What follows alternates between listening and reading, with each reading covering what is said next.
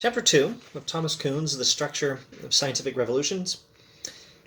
Chapter 2 is about the route to normal science. In this essay, normal science means research firmly based upon one or more past scientific achievements that some particular scientific community acknowledges for a time as supplying the foundation for its further practice. Today, such achievements are recounted, though seldom in their original form, by science textbooks, elementary and advanced. These textbooks expound the body of accepted theory, illustrate many or all of its successful applications, and compare these applications with exemplary observations and experiments. Before such books became popular early in the 19th century, and until even more recently in the newly matured sciences, many of the famous classics of science fulfilled a similar function. Aristotle's physics, Ptolemy's Amalgamest, Newton's Principia and optics, Franklin's electricity, Lavoisier's chemistry, and Lyell's geology. These, and many other works, served for a time implicitly to define the legitimate problems and methods of a research field for succeeding generations of practitioners. They were able to do so because they shared two essential characteristics. Their achievement was sufficiently unprecedented to attract an enduring group of adherents away from competing modes of scientific activity. Simultaneously, it was sufficiently open-ended to leave all sorts of problems for the redefined group of practitioners to resolve. Okay, there's actually a lot here. That's a lot of words, and there's a lot of content, and there's a lot of commentary this probably calls for, and I'm probably not smart enough to remember a quarter of it. I'll see if I can give you, I don't know, maybe a fifth. Okay, so what does the word revolution even mean? Normally the word revolution, well, in one normal sense, the word revolution can mean, something a bicycle wheel does. It's going around in circles, right? It's the revolution of the Earth or something, around the sun. The Earth revolves around the sun. Meanwhile, the Earth revolves on its own axis as it revolves around the sun. These are revolutions. Well, revolution could also mean a shift in, a revolutionary shift from one form of government to another, or a revolutionary paradigm shift, as in the structure of scientific revolutions. And I guess I'd have to check the text carefully to be sure. I don't think when Kuhn uses the word revolution, he's implying this circular motion. Nevertheless, his view of how science works is very much about revolutions in that sense of the term, even if he may not use the word revolution to apply to that. But I'm not sure he doesn't. I have to check the text and see if it's ever there. At any rate, revolution has more often the sense of this single event, this shift from one state of affairs, this dramatic shift from one state of affairs to another. That's the scientific revolution he's talking about. But all the same, science occurs in, using a different sense of the term, revolutions. There's a cyclical pattern in science. It's not, what's that ridiculous line from Battlestar Galactica? This has all happened before, it will happen again, except in extremely loose terms. It's the shift from, let's not say the word shift, because a paradigm shift is one of the things that happens, but it's not the only thing. It's the cyclical motion from ordinary science to times of crisis to paradigm shift to the establishment of a new ordinary science, and back to ordinary science. Ordinary science, times of crisis, paradigm shift, scientific revolution, establishment of a new ordinary science. And we continue in this circle. That is how science progresses. Maybe a better way of thinking of it would be a sort of spiral motion. This happens in philosophy. When things happen in discernible, repeated patterns, but there's still some sort of progress being made. This might work visually on this screen. Ordinary science, crisis, revolution, establishment of new ordinary science, crisis, revolution, establishment of new ordinary science, crisis, revolution. And each time we establish a new ordinary science, we're doing better. I think that's probably a very good way of thinking through Kuhn. Nevertheless, let's shift back to this simple, straight up and down two-dimensional illustration. These things do occur in cycles. Now, why am I talking about this? Mainly to emphasize this one point, that Dewey's like a lot of philosophers. Sorry, Dewey. Well, I guess Dewey's in my head because at the time I'm recording this video, some videos on John Dewey are airing. But also because this is also like Dewey. I should have said Kuhn. Thomas Kuhn is like John Dewey and a lot of other philosophers in that to understand just one of his ideas, you've got to understand all of them. So if you start somewhere and you try to go somewhere else in explaining the ideas, by the time you've explained the first idea, you've already given at least a rough understanding of all the other ideas. And by the time you get to a proper understanding of the other ones, you'll find you're still getting a new understanding or improved understanding of the others that you started off with. And that's what we're doing here, because, let me spell some of this out now. Science proceeds in this cyclical pattern. Ordinary science, times of crisis, revolution, establishment of a new ordinary science. Repeat. So here he's talking about the establishment of a new ordinary science. He's talking about this, or this shift. And assuming the rights and lefts aren't reversed, these camera things confuse me. Assuming the rights and lefts aren't reversed, as I'm looking at myself on my phone screen recording this, it looks to me like we're shifting from, on an old-fashioned clock, 3 o'clock to 6 o'clock. We're on the 3 o'clock to 6 o'clock shift of this circle: ordinary science, crisis, scientific revolution, establishment of new ordinary science, ordinary science. We're talking about this shift. The establishment of a new ordinary science and what that means. Okay, so, but in talking about this, we're going to have to talk about all these other moments in the cycle, the scientific revolution and so on.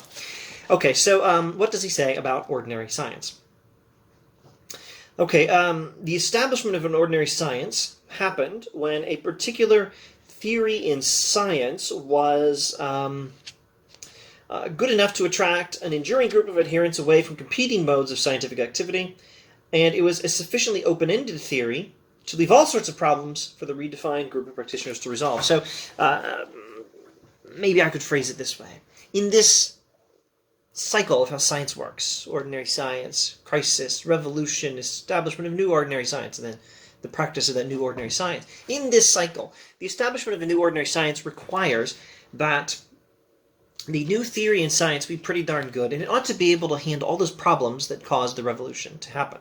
The old theories weren't good enough. We had some crisis where the old theories couldn't solve certain puzzles. They didn't seem to fit the data properly to be a successful scientific theory anymore, so we had to shift to a new paradigm, new theories that impacted how we interpreted the data, and then these established a new ordinary science. In order to do that, looking backwards in the cycle, they had to be able to solve these kinds of puzzles. They had to be good, impressive scientific theories on their own, but they couldn't leave just everything wrapped up neat and tidy. You had to leave some mysteries. You had to leave some work for scientists to do. It's not enough for scientists, to just say, we got it. The last generation got it. Scientists have to be scientists, not just teachers of past scientific discovery. They've got to still do some science. They've got to keep investigating things. Maybe if we ever achieved a perfect and complete, 100% accurate and 100% complete description of the physical world, maybe then science could stop. Until we get to that point, which so far has not yet happened, and perhaps is not even close, scientists still got to have some work to do. And so a successful scientific paradigm, for a scientific paradigm to be established for a scientific theory to be established successfully as a new paradigm, it's got to do a good job of explaining some of the old things, especially those puzzles that led to the crisis that precipitated the new paradigm in the first place. But they've also got to leave some work for ordinary science. They've got to leave some puzzles to solve. They've got to leave some questions unresolved, some mysteries to solve, some more things to wrap up, some more things to explain. It's got to be sufficiently open-ended to leave all sorts of problems for the redefined group of practitioners to resolve. Achievements that share these two characteristics I shall henceforth refer to as paradigms, a term that relates closely to normal science. Okay, so now this is more or less an official definition of paradigm, so we better repeat it, because I haven't explicitly said, except when I was reading him, what are these two characteristics. The second one is the one I just talked about for a few minutes. A paradigm is a scientific theory which is sufficiently open-ended to leave all sorts of problems for ordinary science to solve, and it's got to be an achievement sufficiently unprecedented to attract an enduring group of adherents away from competing modes of scientific activity. It's got to be good enough to convince a lot of scientists to get on board. Okay, so by choosing this term paradigm, Kuhn says, I mean to suggest that some accepted examples of actual scientific practice, examples which include law, theory, application, and instrumentation together, provide models from which spring particular coherent traditions of scientific research. These are the traditions which the historian describes under such rubrics as Ptolemaic astronomy, or Copernican, Aristotelian dynamics, or Newtonian, corpuscular optics, or wave optics, and so on. The study of paradigms, including many that are far more specialized than those named illustratively above, is what mainly prepares the student for membership in the particular scientific community with which you later practice. Because he there joins men who learned the bases of their field from the same concrete models, his subsequent practice will seldom evoke overt disagreement among fundamentals. Men whose research is based on shared paradigms are committed to the same rules and standards for scientific practice. That commitment and the apparent consensus it produces are prerequisites for normal science, i.e. for the genesis and continuation of a particular research tradition. A paradigm gives birth to a research tradition. It is that tradition that solves puzzles in ordinary science using the currently established paradigm. Now, maybe I'm not using the word paradigm just yet. Let me check. Boy, did I choose the right place to check. Okay, so rewinding, achievements that share these two characteristics I shall henceforth refer to as paradigms. So I keep calling the word paradigm, I keep describing the word paradigm as referring to a scientific theory, a theory that affects how we interpret the data, and which has been a sufficiently successful achievement to solve some of these old puzzles that led to a paradigm shift, and to attract a bunch of new people, a bunch of scientists to the new paradigm, but also to leave some work for future science to do. Can't explain everything in one neat and tidy box. Okay, so is paradigm really simply a theory? Well, achievements that share these two characteristics. So, grammatically, linguistically, all he says is achievements. He doesn't say theories. He says achievements. So, is an achievement the same thing as a theory? Well, maybe not. Now let's stop rewinding. So far we've read, I believe, the entirety of the first two paragraphs of Chapter 2. Now let's go to Chapter 2, Paragraph 3. Because in this essay, the concept of a paradigm will often substitute for a variety of familiar notions, more will need to be said about the reasons for its introduction. So the concept of a paradigm can involve more than one notion. Maybe that's why I kept saying theory is a paradigm. And now I'm realizing his language here is achievement. An achievement is a paradigm. Maybe I shouldn't be telling the video watchers, the viewers, that all paradigms are theories. Are all achievements theories? If not all paradigms are theories, strictly speaking. So let's look at the rest of this paragraph and see if he clarifies exactly what the definition is. But before that, let's rewind one more time. Look at the examples he gave in the first two paragraphs.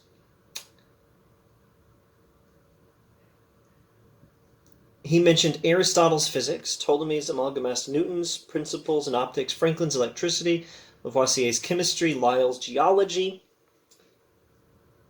These works defined the legitimate problems and methods of a research field for generations of practitioners because they shared two essential characteristics. Their achievement was sufficiently unprecedented, etc., etc. Achievements that share these two characteristics. So what are these achievements? You could say it's the set of theories in these books. But it's probably not just that. It's a sort of achievement that gives us a tradition. The tradition of Ptolemaic astronomy, Aristotelian dynamics, Newtonian dynamics, wave optics, and so on. So, after looking at those two paragraphs, I think now the third time, I'm thinking it really wouldn't be pretty reasonable to describe a paradigm as a theories or maybe as a set of theories. But it's probably better to think of it as a richer notion. I almost want to say a more ambiguous notion, or a vaguer notion, but that has such a nasty negative connotation. A paradigm is a richer notion than maybe just a set of theories. It's a set of theories, a theory or set of theories that is part of how we interpret the world. Sure, that's what the word paradigm means, or what has come to mean, partially under the influence of this very book. But it's also the sort of thing that gives us a tradition. I think we should maybe just tentatively add one word to our concept of paradigm, in addition to it referring to a theory or a set of theories, and then keep going through the text, and perhaps we'll find new ways to rethink this. Look, if it's not already obvious, I've done some homework. I studied this book for my comps exams, blah blah blah. But it's not like you ever stop learning philosophy. If there exists a human being who has mastered, say, Plato's Republic, completely mastered Plato's Republic, I'm pretty sure I've never met that person, not counting Jesus Christ, who has the advantage of omniscience. A mere mortal human who has mastered the great books of philosophy, any of them, I'm not sure I've ever met. One who's mastered all of them, I've certainly never met. And one who's thoroughly mastered this one, I doubt it. At any rate, if there is such a person, it's not me. I am not that person. It is not I. I am not that person. I am still learning the great texts of the history of philosophy. I don't expect ever to stop. At least not in this life. Okay, so, unless you count the end of this life. Okay, so perhaps our paradigm for thinking through paradigms needs to just have one adjustment before we proceed through the text any further. A theory, or set of theories, that is part of how we interpret data, part of how we see the world, but also implies with it a particular way, not only of thinking, but also of acting. A theory ought to give birth, a paradigm theory ought to give birth to a scientific tradition. Well, a scientific tradition does experiments and solves puzzles in the Kuhn way of thinking. Well, by definition, any theory of science, a scientific tradition does experiments, right? Scientific theory that is a paradigm is one that implies not only a particular way of thinking about the world, but also a particular type of experimentation. Type may still be the wrong word. A paradigm is a particular theory in science that does all these things we've been describing. Attracts adherents, is open-ended enough to leave problems to resolve, gives birth to a tradition, and affects the way we think about the world, affects how we interpret data to some extent. But also a paradigm has some implications for what sort of experiments we should do in normal science and how we should do those experiments. Okay, that's my suggested refinement of our notion of paradigm before we go through the text. Now, second sentence, paragraph 3. Why is the concrete scientific achievement as a locus of professional commitment prior to the various concepts, laws, theories, and points of view that may be abstracted from it? In what sense is the shared paradigm a fundamental unit for the student of scientific development, a unit that cannot be fully reduced to logically atomic components which might function in its stead? When we encounter them in Section 5, answers to these questions and to others like them will prove basic to an understanding of both the normal science and of the associated concept of paradigms. That more abstract discussion will depend, however, upon a previous exposure to examples of normal science or paradigms in operation. In particular, both these related concepts will be clarified by noting that there can be a sort of scientific research without paradigms, or at least without any so unequivocal and so binding as the ones named above. Acquisition of a paradigm and of the more esoteric type of research it permits is a sign of maturity in the development of any given scientific field. Now I'm going to have to pause the recording to think through some of this paragraph, but before I do, I'll make this observation on the text. Kuhn will immediately, beginning in the 4th paragraph, start talking about concrete examples from the history of science, specific details about how the history of science proceeded. He'll talk about the history of the study of optics in this chapter anyway. This is very characteristic of Kuhn. He'll have a few paragraphs in the beginning of a chapter and maybe a couple paragraphs at the end, but in between, it's just filled with commentary on very specific historical examples of how the particular aspect of science he's talking about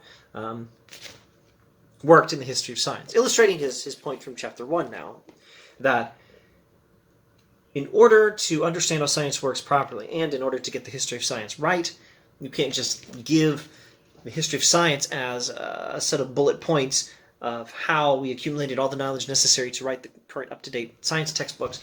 No, you have to have a historical perspective on the history of science. You have to understand the perspectives of a particular era in history and things like that. And so he does that in the middle parts of every chapter. So now let me pause the video and think through this paragraph I just read you. Okay, so at the end of the paragraph, 3rd paragraph of chapter 2, Kuhn says that we're going to have to look at historic, specific examples of science with paradigms, science without paradigms, blah, blah, blah, in order to understand how this stuff normally works and to understand what a paradigm actually is and to answer certain questions about it. And we'll be ready to answer the questions when we get to section 5. I believe he means chapter 5 there.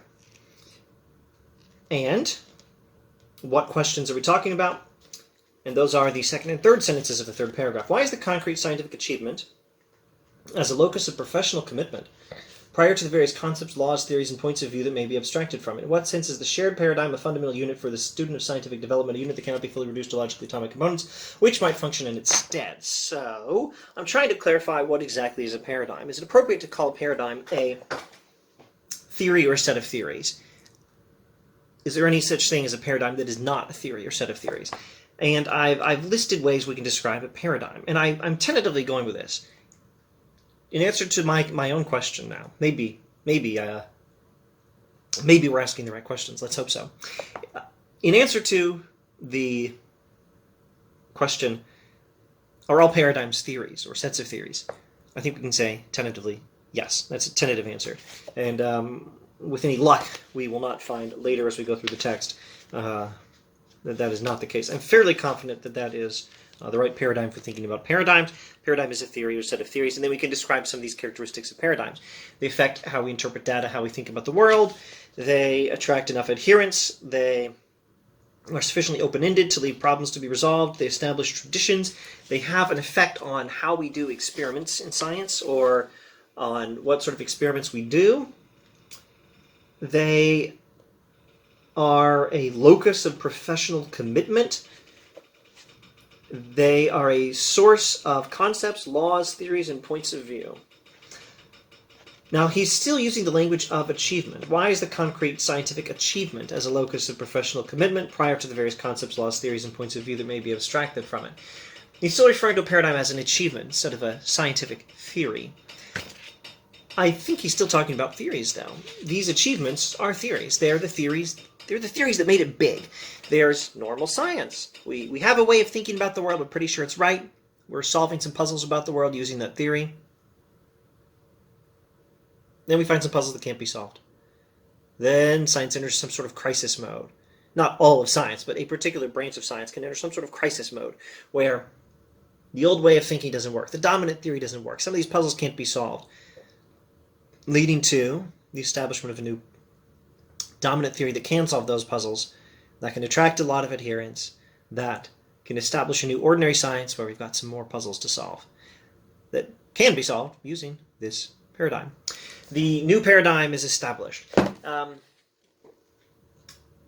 That establishment is an achievement. I think that's why he keeps using this word achievement as the key term in the definition and description of what a paradigm is. But it's an achievement because it's a theory that made it big at this stage of the cycle. I think that's what we're talking about. Okay. Wow, it's been a lot of time spent on the first few paragraphs of chapter 4. I want to look at this other paragraph well into chapter 4. I don't think I'm going to count. Somewhere in chapter 4. In this edition, third edition, University of Chicago Press, we're on page 16. This is the situation that creates the school's characteristic of the early stages of a science's development. No natural history can be interpreted in the absence of at least some implicit body of intertwined theoretical methodological belief that permits selection, evaluation, and criticism. If that body of belief is not already implicit in the collection of facts, in which case more than mere facts are at hand, it must be externally supplied, perhaps by current metaphysic, by another science, or by personal and historical accident. No wonder, then, that in the early stages of the development of any science, different men confronting the same range of phenomena, but not usually all the same particular phenomena, describe and interpret them in different ways. What is surprising, and perhaps also unique in its degree to the fields we call science, is that such initial divergences should ever largely disappear.